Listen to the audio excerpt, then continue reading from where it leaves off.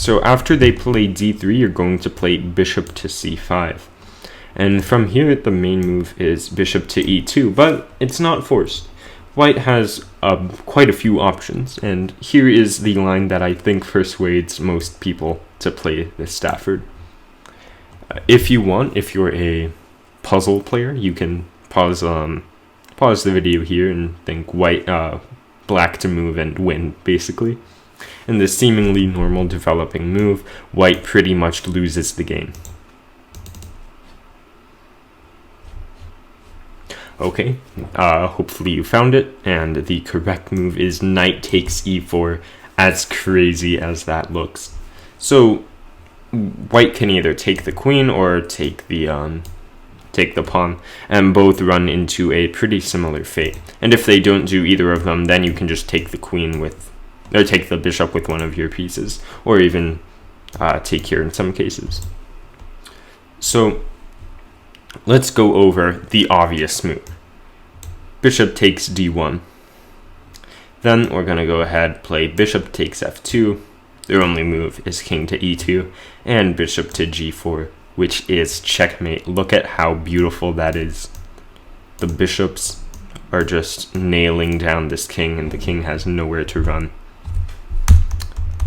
And let's say they just say, okay, I'm not falling for your tricks, I'm taking here. Well, instead, king here, and of course they can't take because you just win the queen.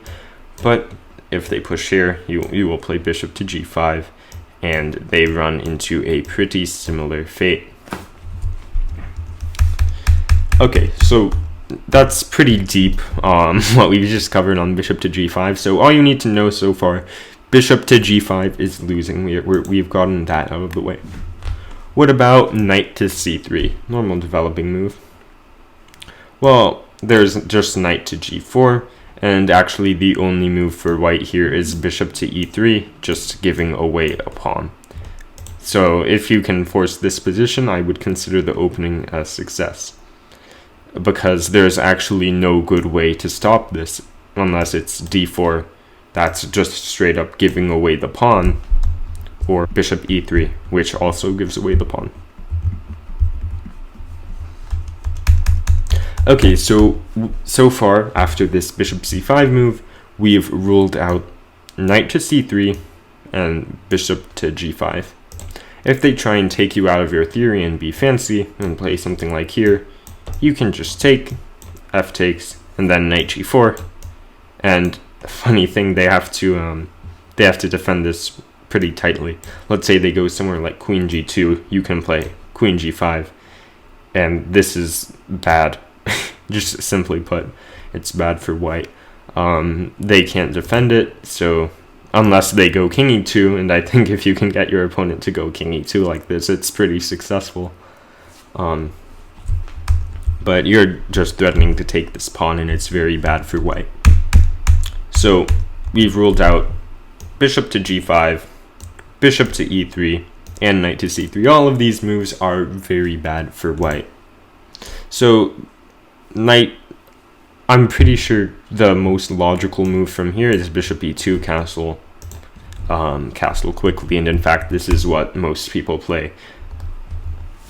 So after here, the move Eric Rosen suggests and the move I suggest is pawn to h5, of course setting up for here. And now if they try to be fancy and go h3, I'll show you what happens if they do that in a minute. But if they castle, you're immediately going to go with knight to g4. And if you go h3, queen to d6, and it's winning, and I'll show you why. So first off, you're thinking, why can't they just take? Well, then you take, and mate is inevitable. There's no way they can stop it. If they play g3 and think that they're smart, then checkmate because of the pinned pawn, which isn't something that's used very often. So that is the complete theory to the Stafford. Comment if you've gotten anybody to fall for any of these traps in the Stafford, and it is certainly something I will be playing in games by myself at the 2000 level. So thanks for watching, and I'll see you in the next video. Peace.